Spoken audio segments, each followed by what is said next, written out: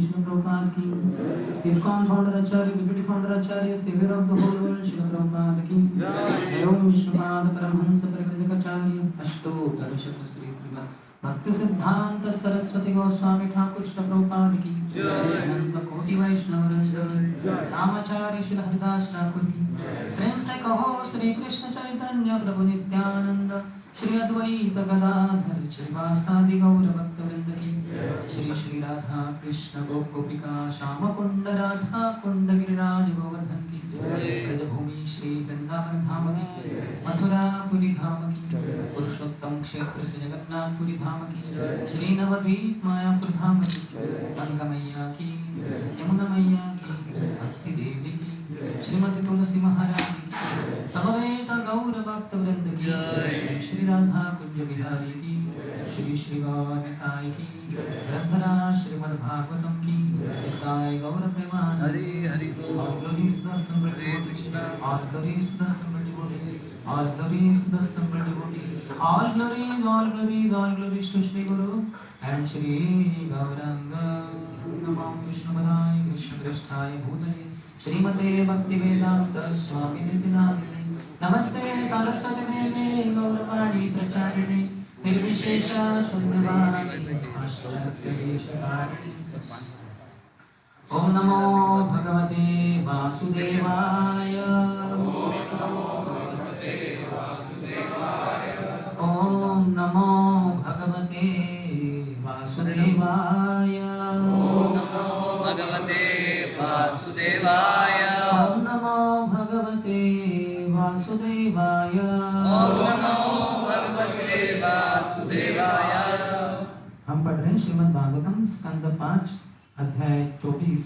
इसका शीर्षक है नीचे के स्वर्गीय लोकों का वर्णन। और हम देखेंगे आज श्लोक संख्या 5 से 8। तो मैं 5 से 7 जिनके लिए प्रभुपाद ने कोई तात्पर्य नहीं लिखे हैं वो पहले पढ़ देता हूँ, जिसके अनुवाद पढ़ता हूँ। फिर हम 8वां भी वैसे प्रोज में ही है गद्य में, तो मैं उसको भी दोहराता हूँ।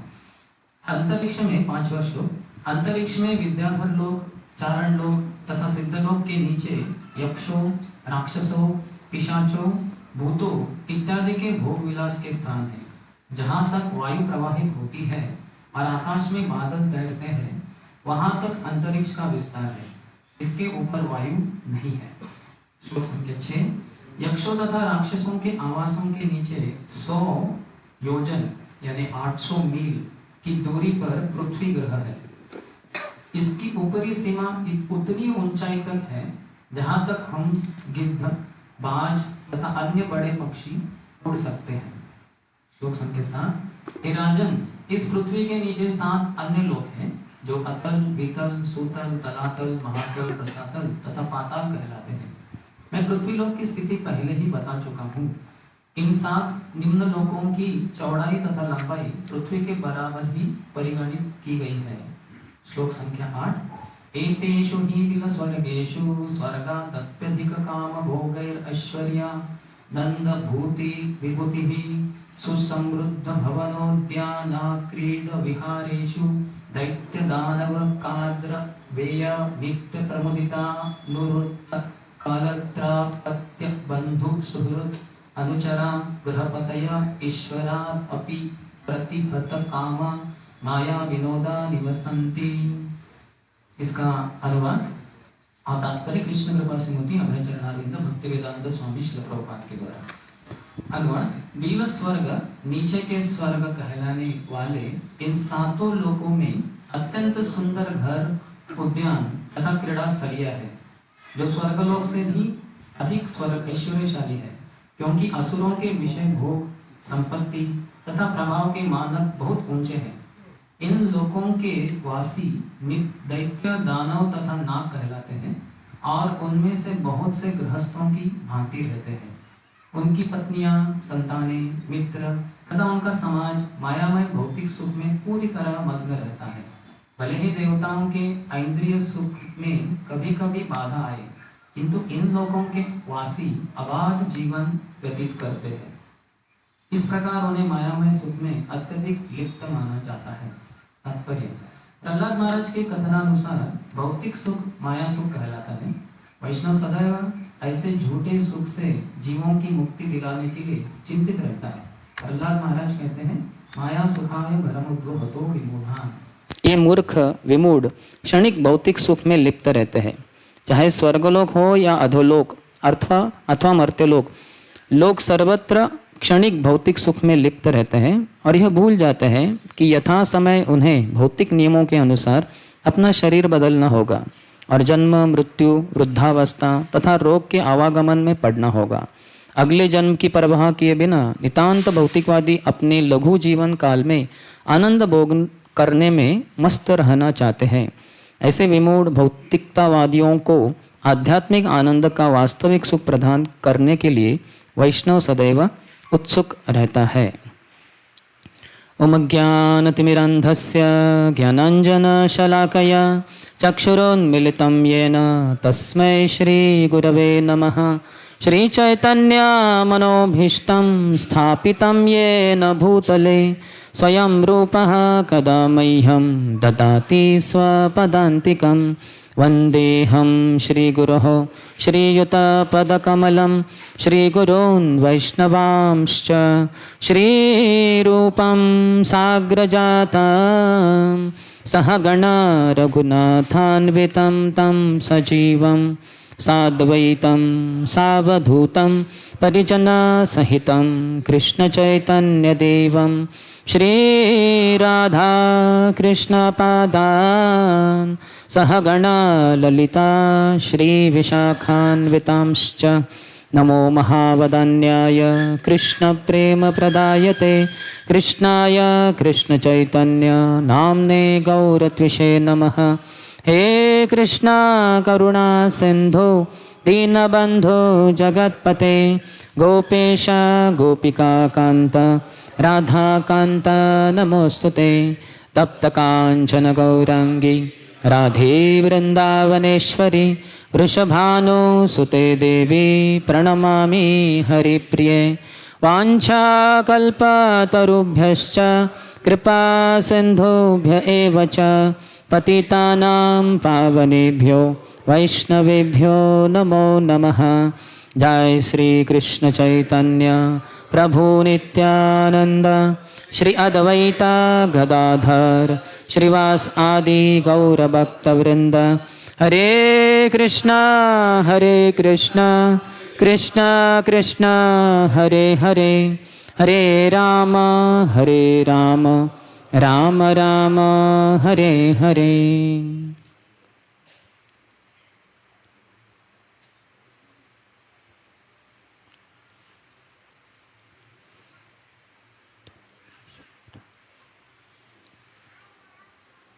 हरे कृष्णा। तो रविवार के इस सुबह के श्रीमद् भागवतम कक्षा में आप सभी भक्तों का हार्दिक स्वागत। हम ये जो चर्चा कर रहे हैं श्रीमद् भागवतम के पंचम स्कंद से 24वें अध्याय, इसमें नीचे के स्वर्गीय लोकों का वर्णन हो रहा है।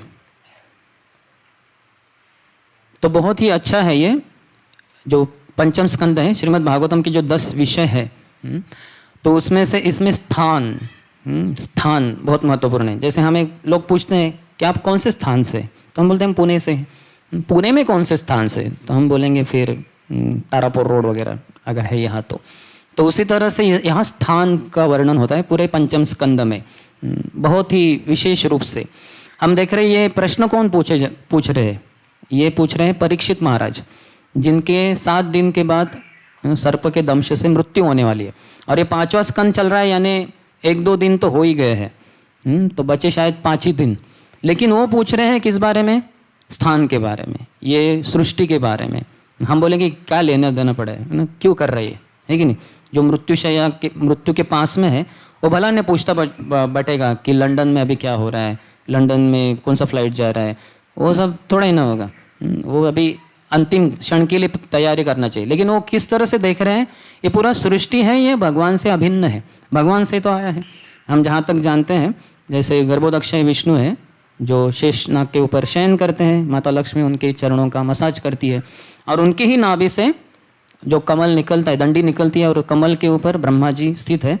और पूरे जो दंडी है भगवान की नाभि से कमल के पुष्प के नीचे तक, उसके अंतर्गत 14 भुवनों की रचना हुई है। यानी भगवान के शरीर से ही ये जुड़ा हुआ है। तो इसलिए वो भगवान का ही अंश है। सर्वम खलु इद ब्रह्म, सब कुछ ब्रह्म है। अर्थात हम मायावादी की तरह नहीं बोलते कि आप भी नारायण हम भी नारायण, वही नहीं, सब कुछ आध्यात्मिक है क्योंकि भगवान से ही जुड़ा हुआ है। तो इस तरह से परीक्षित महाराज देख रहे हैं। यहाँ तक कि 5वें स्कंद की शुरुआत में जो प्रियव्रत महाराज की चर्चा आई थी, तो वो जब गए थे सूर्य के पीछे, बड़ी लंबी कथा है, हम सुनते आ रहे हैं, बहुत पहले सुनी थी।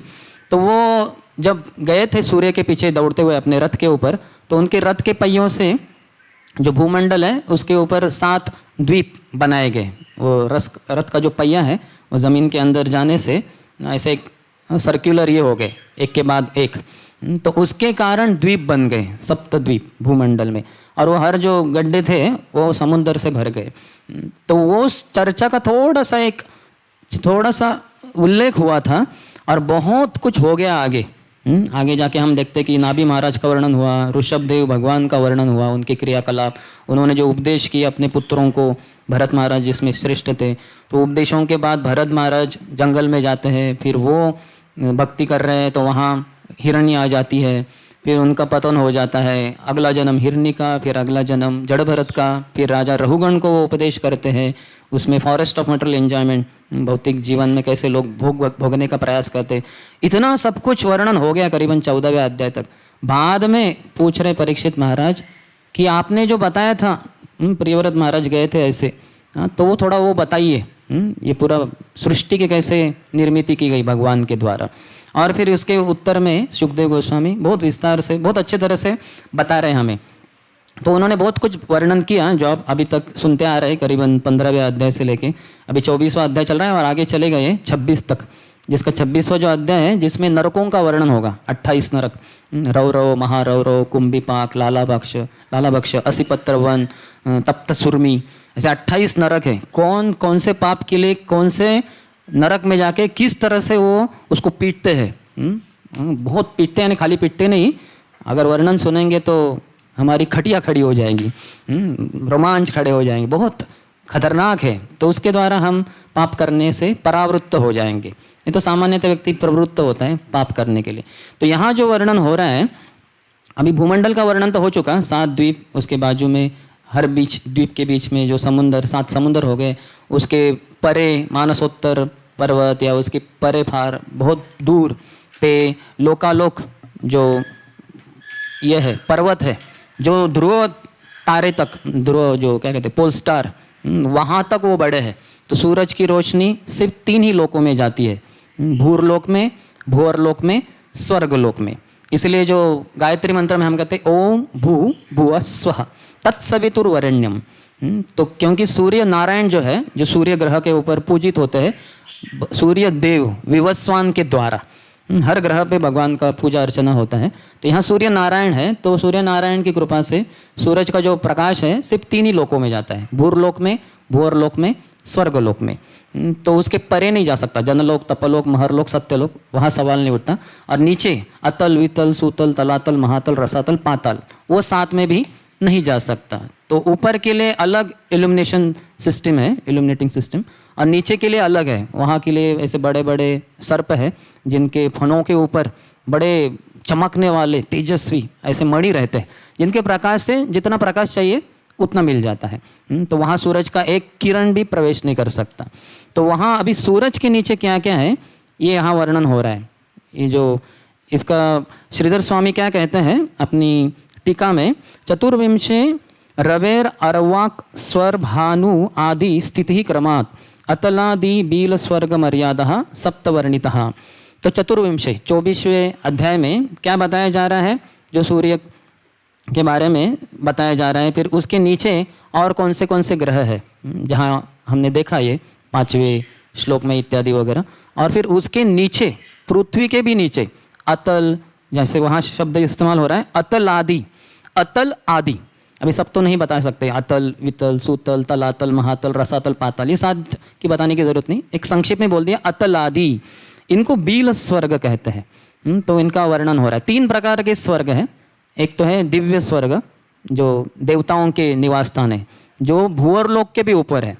ओम भूर भुव स्वः, भूरलोक, भूअरलोक, स्वर्गलोक। तो स्वर्गलोक में देवी देवताएं रहते हैं, उनका निवास स्थान है। 33 करोड़ देवी देवता है, तो प्राय वो सब उधर रहते हैं। तो वो भौम स्वर्ग है, वो दिव्य स्वर्ग है, देवताओं का स्थान। तो वहाँ बहुत सुख सुविधाएं है। जैसे हम सुनते हैं नंदन कानन बगीचे है, जैसे हमारे जो क्या कौन सा है ये, मसूरी का, ऊटी का, मैसूर का, यहाँ के फेमस गार्डन्स है, वृंदावन गार्डन वगैरह आप जानते होंगे। लोग जाते हैं बहुत प्रेम से उधर देखने के लिए, फ़ोटो वगैरह निकालते हैं, अच्छा लगता है। अर्थात है अच्छे, अगर पुनः शहर देखा जाए अन्य चीज़ों के मामले में वो उससे अच्छे है वो, लेकिन ये कुछ भी नहीं है, ये कचरे के कुंडी के समान है उन स्वर्ग के जो बगीचे हैं उनके सामने। बहुत ही विशेष है। जैसे स्वर्ग से एक सौगंधिका एक पुष्प आया था बहते बहते, जब पांडव रह रहे थे 4 धाम में, बद्रिकाश्रम में, तो वो पुष्प आके माता द्रौपदी के चरणों में गिर गया। तो इतना सुंदर और इतना सुगंधी, द्रौपदी माता एकदम मोहित हो गई और कही कि मुझे ऐसा पुष्प चाहिए और चाहिए करके। तो भीम बोले तुम चिंता मत करो, मैं जाता हूँ। तो वो स्वर्ग की तरफ प्रस्थान करने लग गए, कुबेर की राजधानी अलकापुरी वगैरह वगैरह। तो ऐसे सुंदर उधर बगीचे हैं जो दिव्य स्वर्ग कहला जाते हैं। और भी स्वर्ग है दूसरे जिनको भौम स्वर्ग कहते हैं, जो भूमंडल के ऊपर ही है। जो भूमंडल है उसमें जो 7 वर्ष है, जो 9 वर्ष है, क्या कहते हैं इसको, जम्बूद्वीप जो है बीचों बीच, जिसके बीच में सुमेरु पर्वत है।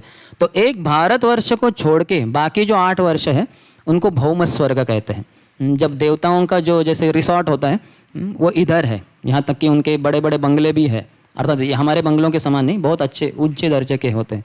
तो जैसे ब्रह्मा जी है, अग्नि, उसी समान उनके फिर वो भी आते हैं अग्नेय। अग्नि का स्थान है इस दिशा में, इसलिए आग्नेय दिशा आता है। ईश का एक है इसलिए ईशान्य आता है। वायु का है इसलिए वायव्य आता है। और निवृत्ति करके है तो इसलिए नैऋत्य आता है। ऐसे 4 जो उपदिशाएं हैं वो भी, क्योंकि उनके बड़े बड़े बंगले हैं। और बाकी सब देवी देवता भी आते हैं भोग करने के लिए यहाँ, लेकिन जो ऊपर से आते हैं उनके यहाँ निवास स्थान भी है 8 वर्षों में, तो उनको भौम स्वर्ग कहते हैं।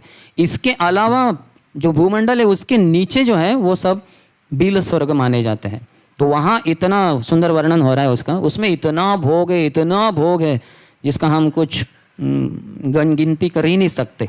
यहाँ तक कि जैसे प्रभुपाद कह रहे हैं कि ऊपर के जो दिव्य स्वर्ग है, दिव्य स्वर्ग, वहाँ कभी कभी राक्षस आके हमला कर देते हैं। जैसे हम काफ़ी बार सुनते, इंद्र के ऊपर बलि महाराज ने हमला कर दिया, या ये राक्षस आ गया, वो राक्षस हो गया ना। ब्रह्मलोक में कुछ समस्या नहीं है, लेकिन कभी कभी एक का दूसरा राक्षस ब्रह्मलोक तक भी पहुंच जाता है। श्री बृहद भागवतामृत में वर्णन है, जैसे ब्रह्मा जी को भागना पड़ा क्योंकि एक राक्षस उधर आ गया, लेकिन सामान्यतः वो उधर नहीं जाते, लेकिन स्वर्गलोक तक जरूर जाते हैं और कुछ ना कुछ बाधा करते। वो स्वर्गलोक तो हड़पना चाहते हैं। हिरण्यकश्यप का उदाहरण है, जिसने तो ले लिया पूरा स्वर्ग अपने अंतर्गत, और यहाँ तक कि इंद्र चंद्र वरुण वायु सब उनके नौकर चाकर बन गए और उनको आदेश देता था कि ऐसा करो, अभी हवा ये गति से बहनी चाहिए।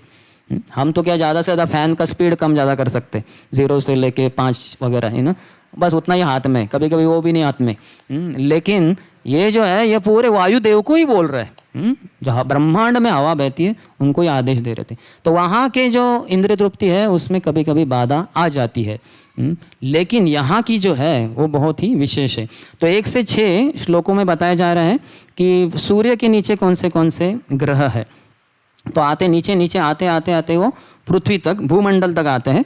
और फिर 7 से 17 में जो पृथ्वी के नीचे के लोक है, 7 लोक, अतल वितल सुतल तलातल महातल रसातल पाताल, ये 7 हो गए। बीच का भूरलोक, उसके ऊपर 6 भूअरलोक, स्वर्गलोक, जनलोक, तपलोक, महरलोक, सत्यलोक। तो ऐसे करके 14 भुवन है, जिनको कभी कभी संक्षिप्त में त्रिभुवन भी कहते हैं। ऊपर का, बीच का, नीचे के, तो सबको संक्षिप्त में एक त्रिभुवन बोला जाता है कभी कभी। तो ये जो नीचे के स्वर्ग हैं उनका वर्णन यहाँ ये 8वें श्लोक में आज हम देख रहे हैं, जहाँ बताया जा रहा है बील स्वर्ग, नीचे के स्वर्ग कहलाने वाले इन 7 लोकों में अत्यंत सुंदर घर, उद्यान तथा क्रीड़ा स्थलियाँ है, जो स्वर्गलोक से भी अधिक ऐश्वर्यशाली है, क्योंकि असुरों के विषय भोग, संपत्ति तथा प्रभाव के मानक बहुत ऊंचे हैं। जैसे असुर लोग बहुत भोग करना चाहते हैं, जैसे भी देखेंगे हम, भोग वृत्ति जहाँ भी है वहाँ बड़े बड़े महल बांधे जाते हैं, बगीचे बनाए जाते हैं, जिससे कि लोग ज़्यादा से ज़्यादा भोग कर सके।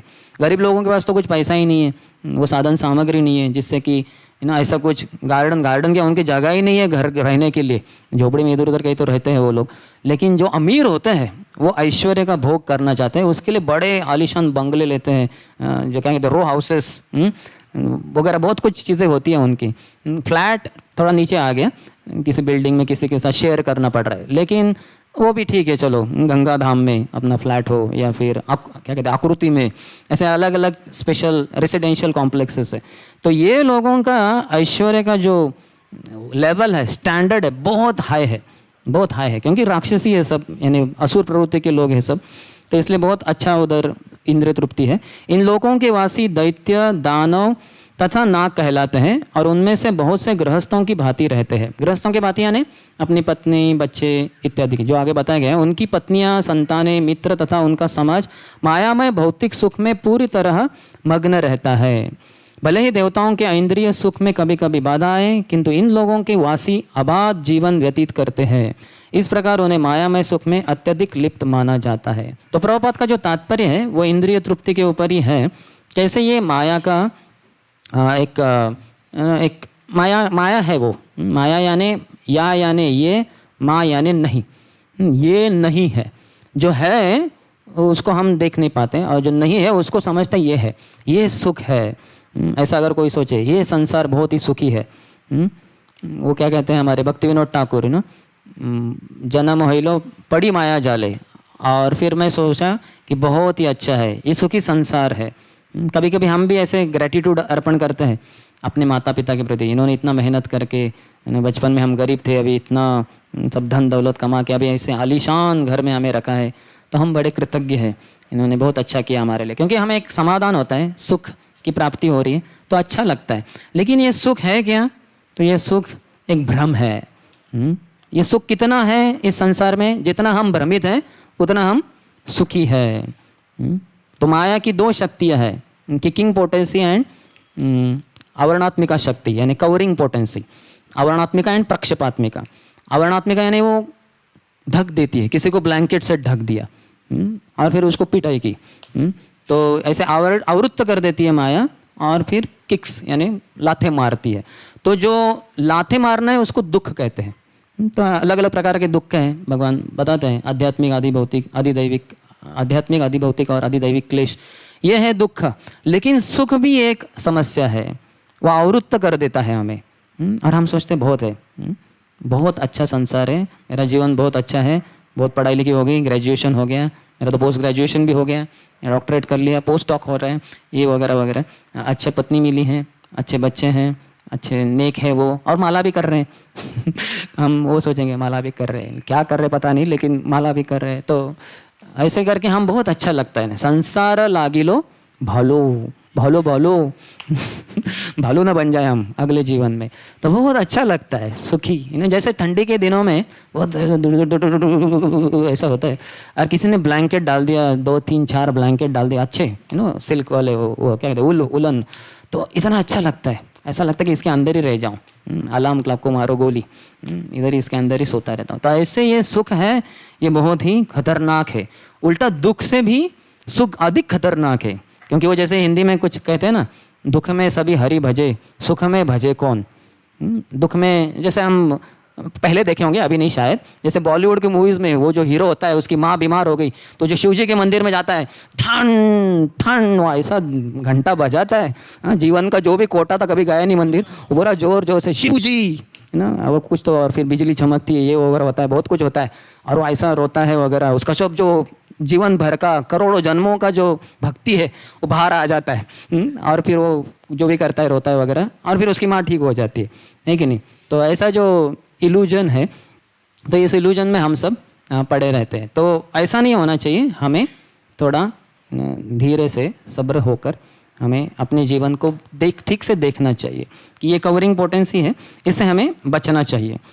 तो इसके बारे में बहुत कुछ शास्त्रों में बहुत कुछ बताया गया है, जैसे इसको आकाश पुष्प कहते हैं। आकाश पुष्प यानी आकाश में तैरने वाला एक फूल। तो आकाश में कौन सा फूल उगेगा? वो तो उग ही नहीं सकता, क्योंकि उसका पृथ्वी से कोई संबंध नहीं है, फिर कैसे क्या वो उग सकता है? उसमें कोई डंडी दिख ही नहीं रही, तो ऐसे कैसे फूल दिखता है? और कभी कभी बादलों की रचना से वगैरह हम भ्रम में पड़ जाते हैं, इसलिए सोचते हैं कि हम वो पुष्प है, लेकिन वो आकाश पुष्प यानी एक भ्रम है। और दूसरा एक है घोड़ा डिंब कहते हैं। घोड़े का अंडा कितने जनों ने देखा है? छोटा होता है क्या बड़ा होता है? घोड़े का अंडा ही नहीं होता, क्योंकि वो मैमल्स है, तो मैमल्स का अंडे नहीं होते, वो बच्चों को जन्म देते हैं जैसे मानव देते हैं। लेकिन घोड़ा डिंब भी बताया गया है, घोड़े का डिंब यानी घोड़े का अंडा, या मिराज भी हम जानते हैं। अगर कभी इसमें रेगिस्तान में वगैरह जाए तो दूर पे ऐसा पानी का जलाशय दिखता है, तो व्यक्ति जो बहुत प्यासा है धूप के कारण दौड़ के जाता है उधर, और अगर मुंह डाल दे तो वो उसके मुंह में सिर्फ रेती, वो वालू ही आएगी जो गर्म है बहुत। तो जो गला सूख गया था, पानी की इच्छा थी लेकिन मिल गया गर्म वालू, उसके कारण और भी गला सूख जाता है और प्यास बढ़ जाती है। तो इस तरह से, या कभी हम सुनते हैं कि वो एक व्यक्ति बहुत प्यासा था रेगिस्तान में, पानी की इच्छा देख रहा था और देखा एक बड़ा हेलीकॉप्टर आ रहा है और हेलीकॉप्टर के ऊपर लिखा है जल, ऐसे वो बहुत खुश हो गया। तो हेलीकॉप्टर आ गया, वो रेगिस्तान में ही उतर गया। अभी वहाँ से एक आदमी आया, उसका जो भी पायलट वगैरह, उसने एक बड़ा टैंक लाया था, बड़ा एक बॉटल, तो उसमें लिखा था जल वगैरह, तो बहुत खुश हो गया। अरे सही में बहुत इच्छा थी, अभी बहुत पास में आता है तो बहुत खुश हो जाता है ये। और फिर वो थोड़ा उसको टेढ़ा करता है और खुश हो जाता है ना, बिना मांगे ही दे रहा है, तो हाथ को ऐसा कप करता है वो, और तो जब ये करता है तो उसमें से एक बूंद गिरती है नीचे। वो है ही नहीं, वो खाली है, एक बूंद थी वो पड़ी। अभी वो एक बूंद अगर मुंह से लगा भी दे तो वो नीचे जाएगी कि नहीं पता नहीं, वो बूंद कैसे पहुँचेगी पेट तक वगैरह, वो जीवा के उधर ही जैसे, बस उतना ही। तो ऐसे ही संसार का सुख है, कमल जल जल जीवन तलमल, कमल के ऊपर हमारा जैसे जीवन है, वही भी बताया गया है कि कैसे हमारा सुख है उसमें कभी भी बाधा आ सकती है। जैसे प्रभुपाद उदाहरण देते हैं, अगर बच्चे इसमें समुद्र के किनारे, बहुत सारे जगह समुद्र के किनारे हैं, वहाँ देखते हैं कि फैमिलीज जाते हैं तो बच्चे होते हैं, लड़का लड़की वगैरह भाई बहन, तो उसके बहुत अच्छे सैंड कैसल्स बनाते, रेती से कुछ ऐसे कैसल्स, किले बनाते हैं वो, और फिर उसमें वो बोलता है, लड़का बोलता है कि ये मेरा घर, ठीक है, ये मेरा ड्राइंग रूम, फिर ये मेरा बेडरूम, और वो लड़की भी बोलती है ये मेरा ये रूम वो रूम वगैरह सब। लेकिन थोड़े समय के बाद, आधा एक घंटा हो गया, तो माता पिता बोलेंगे अरे आ जाओ, समय हो गया जाने का, तो आ जाओ, तो फिर दोनों को वहाँ से जाना पड़ता है, तो रह गया उधर ही। तो ऐसे हमारा भी, हम जो अच्छे अच्छे बड़े बड़े कैसल्स बनाएंगे, बहुत कुछ घर वगैरह बनाएंगे, ये आशा से कि मैं यहीं पे रहूँगा, तो वो हमें जब मृत्यु का समय आएगा तो उसको छोड़ के जाना होगा। तो स्मरण नित्यम अनित्यता, चाणक्य पंडित कहते हैं कि हमेशा याद रखो अनित्य संसार है ये, भगवान कितने बार भगवत गीता में बताते हैं। और फिर अगर हम सैंड कैसल्स बनाते भी रहें तो कभी कभी हो सकता है एक बड़ी लहर आ जाए, और लहर के इसमें वो पूरा ऐसा ऐसा गिर जाएगा, या हो सकता है पूरा दूसरी लहर में तो पूरा वो फ्लैट बैंक बन जाएगा, उसका तीर बन जाएगा वो। तो इस तरह से अगर हम भोग भी कर रहे हैं तो उस भोग को भी हमसे छीन लिया जाएगा, जीते जी ही छीन लिया जाएगा, या रहा भी वो तो हम वहाँ से बाहर, यानी मृत्यु के द्वारा हमें वहाँ से जाना पड़ेगा। तो इसलिए इस संसार की जो अनित्यता है उसको हमें समझना चाहिए। इस दुनिया की तुलना प्रतिबिंब से भी की है। ऊर्ध्व मूलम अधशाकम अश्वत्थम प्राहुराहुयम, शायद 15वें अध्याय का पहला ही श्लोक है भगवगीता में। भगवान कहते हैं ऊर्ध्व मूलम अधशाकम, ऐसा एक पेड़ है इसके ऊर्ध्व मूल, उसके जो मूल है ऊपरी दिशा में जाते हैं, अधशाकम, और शाखाएं नीचे जाती है। ऐसे कैसे पेड़ है ये? ऐसा तो इस संसार में हम देखते ही नहीं, पेड़ ऊपर की तरफ जाता है शाखाएं और मूल नीचे की तरफ जाते हैं, लेकिन भगवान उल्टा बोल रहे हैं, ऊर्ध्व मूलम अधशाखम अश्वत्थम प्राहुरव्ययम। ऐसा एक अश्वत्थ ट्री, एक वटवृक्ष है, तो वो क्या है? ये भौतिक संसार है। जो मूल जो आध्यात्मिक संसार है, आध्यात्मिक दुनिया है, उसकी तुलना मूल पेड़ से की गई है। और वो पानी के बाजू में है, जलाशय में, उसका प्रतिबिंब होता है, तो प्रतिबिंब उल्टा दिखता है, जिसमें मूल जो नीचे जाते हैं, मूल पेड़ के, इसमें प्रतिबिंब के उल्टे जाते हैं, ऊपर जाते हैं, और शाखाएं जो ऊपर जाती हैं मूल पेड़ की, इस प्रतिबिंब की नीचे की तरफ जा रही है। तो ये भौतिक संसार ऐसा है।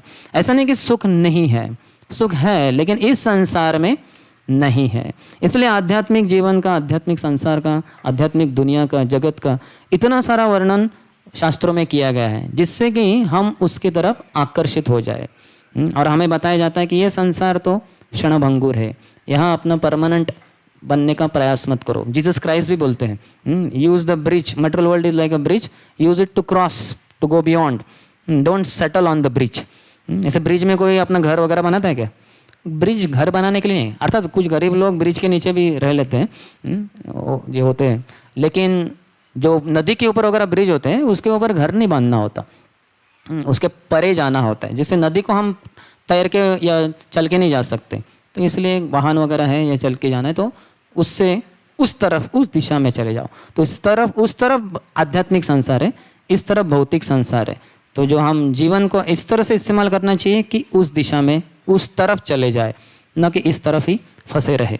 तो वो बताया गया है शास्त्रों में। और फिर ये जो इस संसार का जो सुख है उसको माया सुख प्रहलाद महाराज कहते हैं, इसे प्रभुपाद यहाँ कोट कर रहे हैं। तो माया सुख कैसे हैं, जैसा ऐसा लगता है कि यह सुख है, ये असली चीज़ है, लेकिन ये असली चीज़ नहीं है। जैसे हमने सुना कि अश्वत्थामा जब अपने मित्रों के साथ खेल रहे थे गुरुकुल में, तो कुछ बच्चों ने कहा कि देखो हमने दूध पिया गाय का, मेरी माँ ने मुझे दूध पिलाया। बोले दूध क्या होता है? वो सफ़ेद होता है, बहुत अच्छा होता है, पौष्टिक होता है, गाय से आता है वगैरह वगैरह। तो इसने कभी दूध देखा ही नहीं था, न पिया था कभी। तो ये भी आया, छोटा बच्चा था, तो रोते रोते आया, बोले माँ मुझे भी दूध पीना है। मेरे बच्चों ने कहा, मेरे मित्रों ने कहा कि उन्होंने दूध पिया तो मुझे भी चाहिए दूध दे दो। तो वो इतने गरीब थे, वो उनकी माँ कृपी द्रोणाचार्य की पत्नी इतने गरीब थे, तो वो सोची कि दूध कैसे दे अपने बच्चे को जो इतना हट कर रहा है। तो फिर उन्होंने क्या किया, थोड़ा आटा लिया और उसको पानी में डाल दिया और ऐसे ऐसे करके उसको थोड़ा लिक्विड बना दिया और उसको ग्लास में करके इसको दे दिया। तो इसने पिया उसको और इतना खुश हो गया, बोले मैंने भी दूध पिया वगैरह।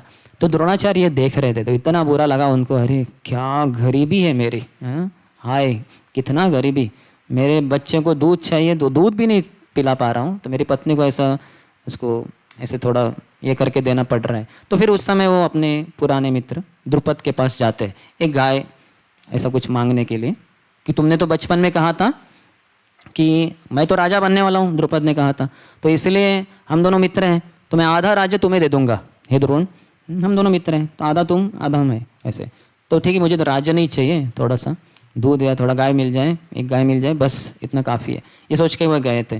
तो इस संसार का सुख उस तरह से है, जो अश्वत्थामा ने जैसे दूध पिया था उसी समान हम भी ये संसार के सुख को प्राप्त करने का प्रयास करते हैं, और प्राप्त करके हम सोचते हैं कि बहुत ही अच्छा है, लेकिन कुछ भी अच्छा नहीं। जैसे हम बहुत खाएंगे, अच्छा खाएंगे वगैरह, लेकिन जैसे आज के समाज में हम देखते हैं जिसमें इतने सारे फर्टिलाइजर्स है, जैसे एक तरीके से विष ही खा रहे हैं हम, इसलिए ऑर्गेनिक फूड की इतनी सारी चर्चा होती है। तो ऑर्गेनिक कितना इनऑर्गेनिक है वही जाने, जो बनाते देते हैं। लेकिन फिर भी हमारा जो सुख है वैसे भ्रमित करने वाला सुख है, उसमें असलियत सुख नहीं है। वो उल्टा वो सुख को हम भोगेंगे और अच्छा लगेगा तो उतना हम और इस संसार में फंस जाएंगे। जितना हम सुख में अच्छे सुखी महसूस करते हैं उतना हमारे अगले जन्म निश्चित हो रहे हैं। जितना सुख में हम सुख महसूस करते हैं उतने हमारे अगले जन्म निश्चित होते जा रहे हैं, बहुत सारे जन्म निश्चित हो जा रहे हैं।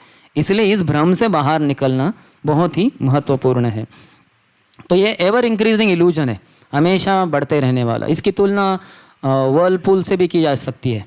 जैसे पानी बहता है, एक दिशा में बहता है, लेकिन एक जगह पे जहाँ गड्ढा होता है ज़मीन में या इसमें पत्थर में, तो वहाँ जो पानी ऐसे नहीं जाता, वहाँ पानी ऐसे गोल गोल गोल गोल गोल घूमता है, जिसको वर्लपूल कहते हैं। पता नहीं हिंदी में क्या कहते हैं, जो भी भवंडर, शायद भंवर, ओके, वो भवंडर हवा का, ये शायद इसका तो भंवर। तो वो भंवर में उसमें गया व्यक्ति एक्सपर्ट स्विमर भी हो तो वो नीचे खींचा जाता है। तो उस तरह से इस सुख में हम जाएंगे, भौतिक सुख में, तो ऐसे हम उस भंवर में फंस जाएंगे। या वो भी है चक्रवात या जो भवंडर होता है, तो उसमें फंस गया तो बहुत मुश्किल हो जाता है। लेकिन कृष्ण इस तृणावर्त रूपी तृण आवर्त, तृण जो घास होता है ना, आवर्त, उसको ऐसे ऐसे गोल गोल गोल गोल गोल घुमाता है, उसको तृणावर्त, वो राक्षस के रूप में आ गया, इतना बड़ा राक्षस हो। और माता यशोदा उसके थोड़ा पहले कृष्ण को जो ली थी गोद में, तो बहुत भारी महसूस की, बोले ये इतना कैसे भारी हो गया, तो थोड़ा नीचे रख दिया। और थोड़े समय के बाद घर के अंदर गई तो अचानक ये तृणावत आ गया बड़े आंधी के रूप में, और भगवान कृष्ण को, छोटे बालक को उठा के लेके गया हवा में, ऊपर ऊपर ऊपर ऊपर ऊपर ऊपर, बहुत ऊपर। अर्थात हमारे आचार्य बताते हैं ये ऐसा क्यों हुआ, इस राक्षस को इसी समय क्यों आया, क्योंकि इसके पहले कृष्ण को इच्छा हुई, अरे मैं वृंदावन को ऐसे तो देख रहा हूँ, ऊपर से देखने की इच्छा है, एरियल व्यू। तो ये अभी वो छोटे बालक को कहाँ नंदा महाराज अपने महल के ऊपर लेके जाए, फिर भी वो इतना एरियल तो नहीं है, थोड़ा सा ऐसे आएगा, लेकिन ऊपर से नहीं आएगा। तो भगवान की इच्छा से फिर ये राक्षस आ गया, और ऊपर ऊपर ऊपर बहुत ऊपर, और देवताओं अप्सराओं को भी भगवान को दर्शन करने की इच्छा थी पास से, तो भगवान उनको भी अपने दर्शन दिए। तो वो सब हो गए उनके उद्देश्य।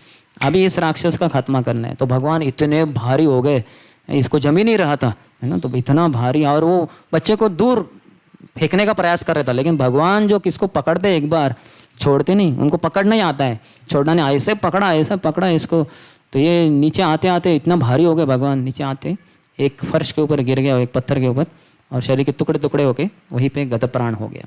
तो ऐसा जो इस संसार में हम फंसे रहते हैं तृणावत की राक्षस माया के ऐसे राक्षसी स्वरूप से, उससे हमें से भगवान कृष्ण ही बचा सकते हैं। पार करेंगे नैया रे कृष्ण कन्हैया, वही हमारे नैया को पार कर सकते हैं, अन्यथा भौतिक संसार में बहुत ही मुश्किल है। तो इस तरह से हमें प्रचार में लग जाएंगे तो उतना हम इस संसार के सुख, इस संसार के दुख, दोनों से कभी हम विचलित नहीं होंगे। जैसे प्रभुपाद के लिए इतने बड़े बड़े महल बांधे गए, बहुत अच्छे रूम, 5 रूम्स एकदम, कहीं भी जाएं आप देखेंगे ना प्रभुपाद के रूम्स, प्रभुपाद के आसन, ये देखिए आसन, हाँ हम सबके आसन क्या है, वे आसन है, लेकिन वो भी सिंपल है। प्रभुपाद का आसन देखिए कैसे चमक रहा है, ये तो एक आसन है, फिर एनवीसीसी में है, फिर कहाँ कहाँ है ना, क्या सीट है। कौन सा आदमी है अमीर व्यक्ति जिसको ऐसे आसन मिलेंगे, नहीं कि नहीं। एक मैं परम पूज्य राधानाथ स्वामी महाराज का प्रवचन सुन रहा था, उसमें महाराज कहते हैं कि अगर कोई अमीर व्यक्ति भी चला जाए किसी कंट्री में, किसी एयरपोर्ट पे, तो उसको रिसीव करने के लिए सामान्यतः कौन आता है, एक व्यक्ति आता है, वो ड्राइवर वगैरह, और वो ऐसा प्लेकार्ड रहता है उसका, वो दिखाता है कि मिस्टर सो एंड सो, उसको पता भी नहीं होता कौन है अमीर व्यक्ति, है ना।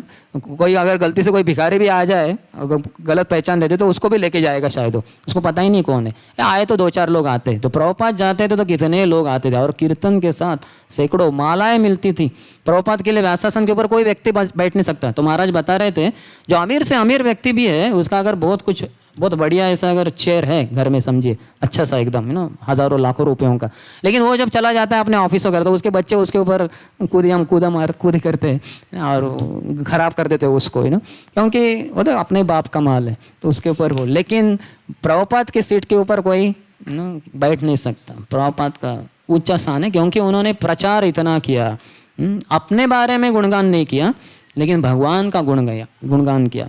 मद कृष्ण गुणगाने, मद जो अहंकार है उसको अगर हमें नियंत्रण करना है, उसको शुद्ध करना है, तो कृष्ण के गुणों का गान करने में करना चाहिए। तब हमारा जो अहंकार है वो पूरी तरह से शुद्ध हो जाएगा, आध्यात्मिक बन जाएगा। मैं कृष्ण दास हूँ, जीव कृष्ण दास, यही विश्वास कर ले तो आर दुख न आए। अगर जीव का ये विश्वास हो जाए पूरी तरह से कि मैं कृष्ण दास हूँ, तो कहते कृष्णदास बिंदास, मायादास सदा उदास। तो जीव कृष्णदास ये विश्वास कर ले तो आर दुख न आए, फिर उसके जीवन में कोई दुख नहीं रहेगा।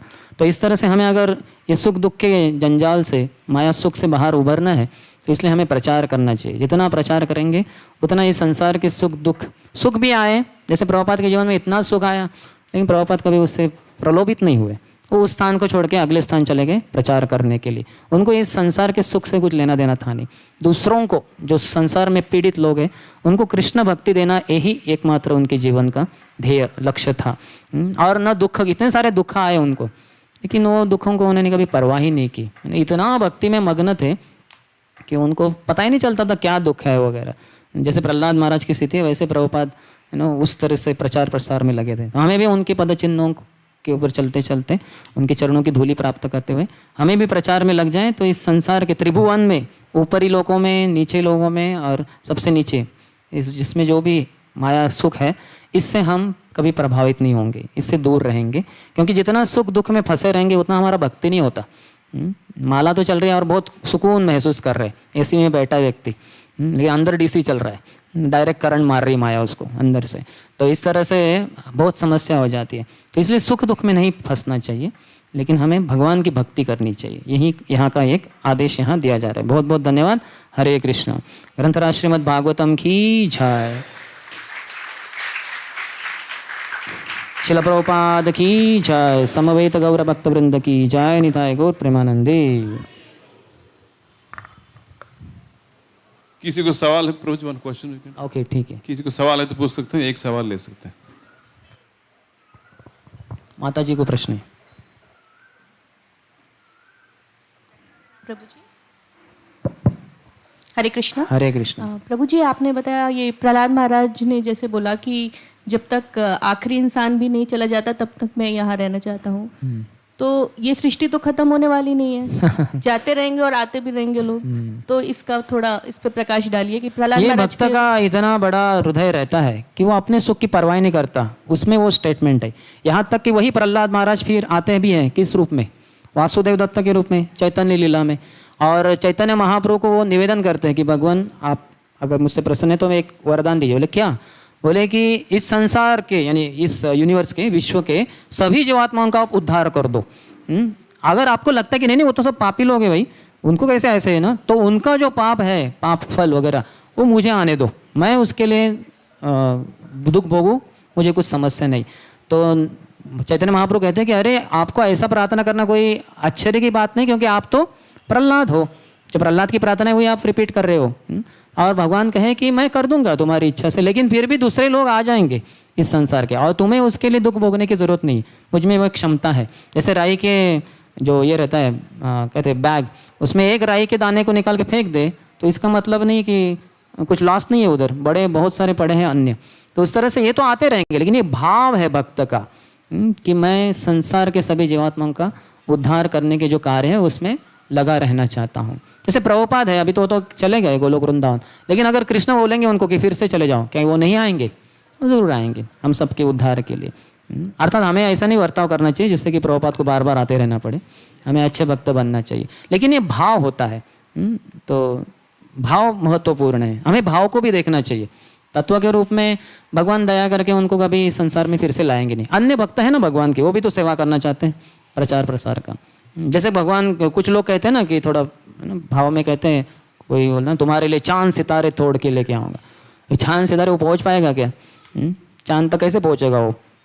नहीं पहुँच पाएगा। लेकिन ये एक भाव है, तो ऐसे अर्थात ये असली भाव है प्रहलाद महाराज का कि जब तक, और हम देख रहे हो इसलिए तो चैतन्य लीला में आए वो फिर से वासुदेव दत्त के रूप में, और भी आएंगे, वो आएंगे क्योंकि इतनी तीव्र इच्छा है, तो भगवान भी उसके अनुसार व्यवस्था कर देते हैं ऐसे भक्त के लिए बार बार आने के लिए। ठीक है, थैंक यू प्रभु। हरे कृष्ण। हरे कृष्ण। बहुत बहुत धन्यवाद श्रीमान सुंदर श्याम प्रभु। तो प्रभु जी का मेन टॉपिक था आज, इस संसार का सुख कैसा अनित्य है और टेम्पररी है। प्रभु जी ने बहुत सारे उदाहरण से समझाया है। और मुझे 2 पॉइंट अच्छे लगे कि जो Krishna wanted to see the aerial view of Vrindavan, तो इसलिए तृणावर्त को, और दूसरा ये भी पता चला कि प्रभुपाद ने कहा मैंने खून भी दिया है और फ्रीडम भी दूंगा, दोनों साथ में दे सकता हूँ। थैंक यू प्रभु जी।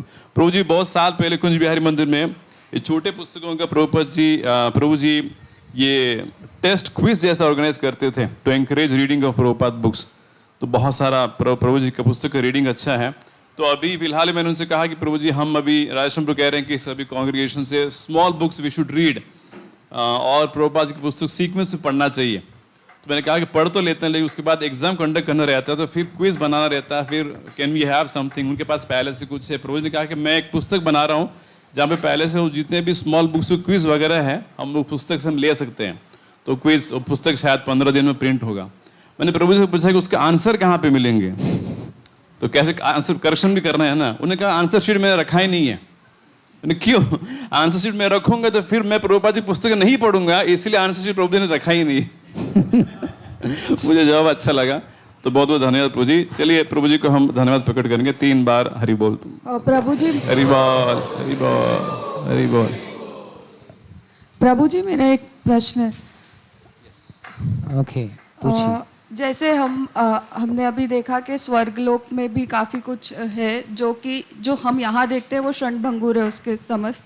तो ये एक तरह से मुक्ति को प्राप्त करना, स्वर्ग में जाना भी एक वासना नहीं हुई कि जहाँ हम भौतिक सुख यहाँ ना ढूंढते हुए हम वहाँ देखना चाह रहे हैं? भौतिक वासना ही है वो काम वासना ही हो गई। वो कामस्तैस्ते ऋतज्ञान प्रपद्यन्ते अन्य देवता, जिनमें काम वासना है, कामस्तैस्ते ऋतज्ञान, उनका ज्ञान छीन लिया जाता है। They are bereft of knowledge and प्रपद्यन्ते अन्य देवता, फिर अन्य देवताओं को शरण में जाते हैं। इंद्र, चंद्र, वायु, वरुण, गणेश, मुझे अच्छा ये चाहिए, संपत्ति चाहिए तो इंद्र का पूजा करो, ये चाहिए उसके लिए। यहाँ तक कि भागवतम में वो लिस्ट भी दिया है, आपको कौन सी चीज़ चाहिए तो कौन से देवी देवता को आप गुणगान कर सकते हैं। लेकिन अगर भगवत भक्ति चाहिए तो भगवान विष्णु, राम, कृष्ण, इनकी सेवा करनी चाहिए। तो वो भौतिक वासना ही है, इसलिए उसका बहुत खंडन किया गया है। प्रभुपाद पाश्चात्य देशों में निर्विशेषवाद के ऊपर बहुत खंडन करते थे कि भगवान का रूप है, भगवान एक व्यक्ति है, सच्चिदानंद शरीर है।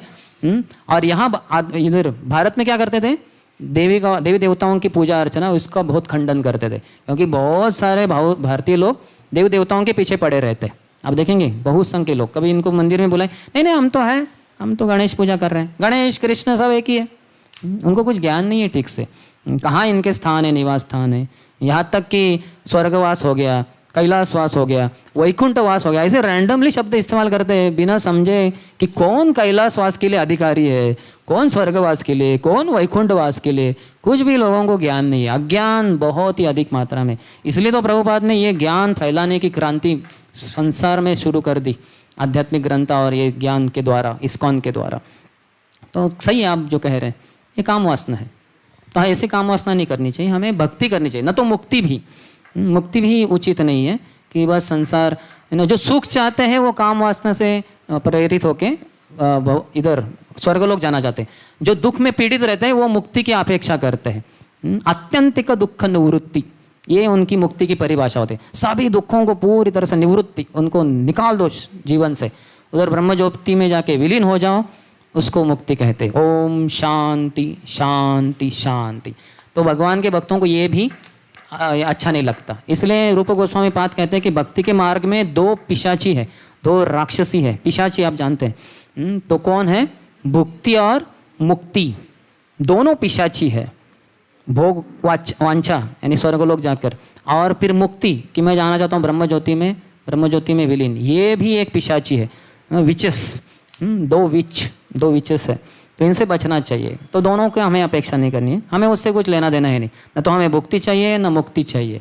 वो भक्तिविनोद ठाकुर के गीत भी है, भुक्ति मुक्ति स्पृहा विहीन जजेन, जो भुक्ति और मुक्ति से मुक्त है, ऐसे अनुरक्त भगवान से आसक्त ऐसे भक्तों का ही मुझे संग दीजिए, ऐसे भक्तिविनोद ठाकुर एक गीत में कहते हैं।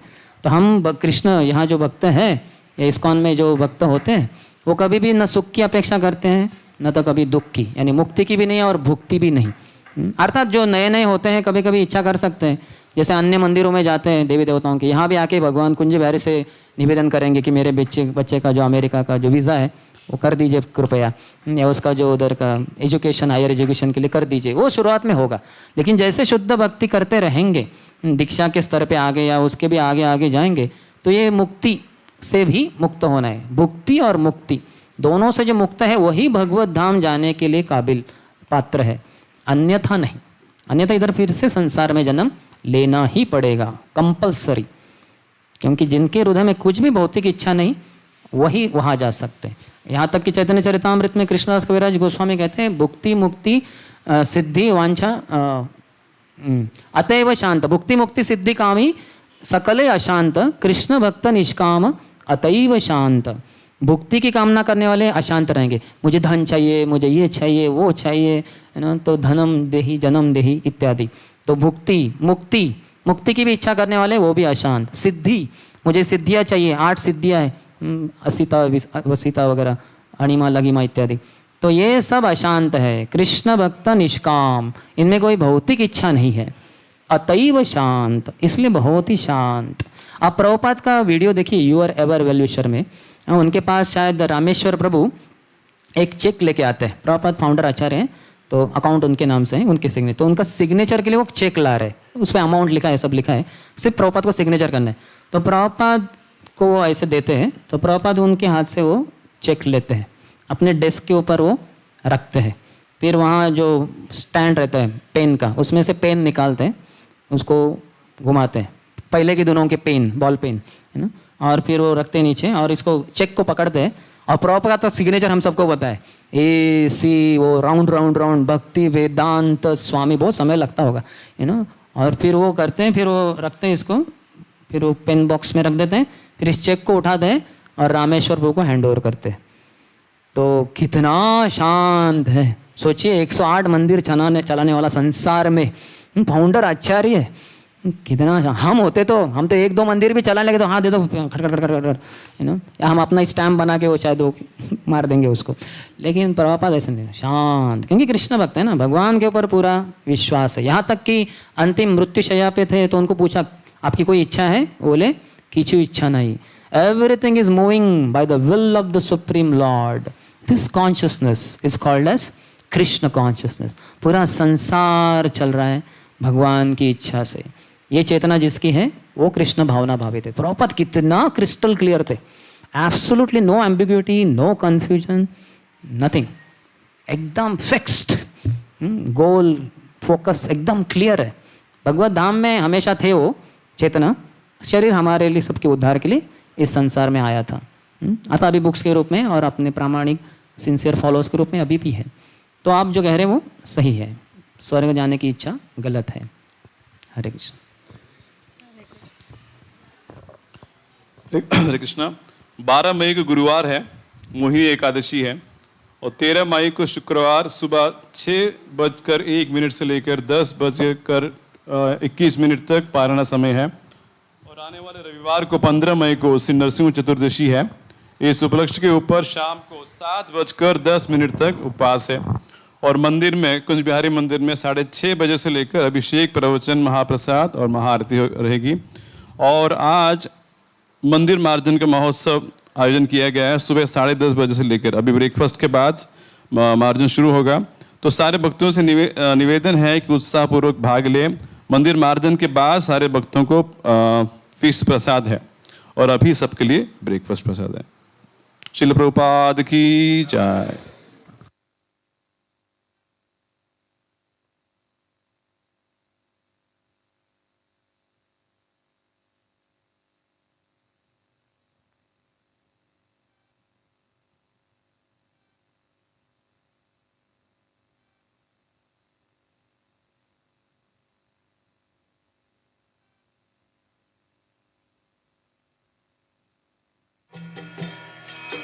Hare Krishna,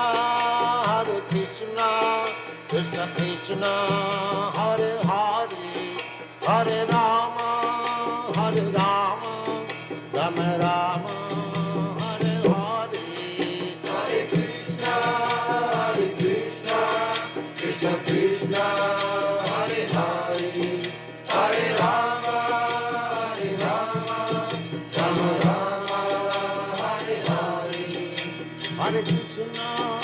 Hare Krishna, Krishna Krishna, Hare Hare, Hare Rama.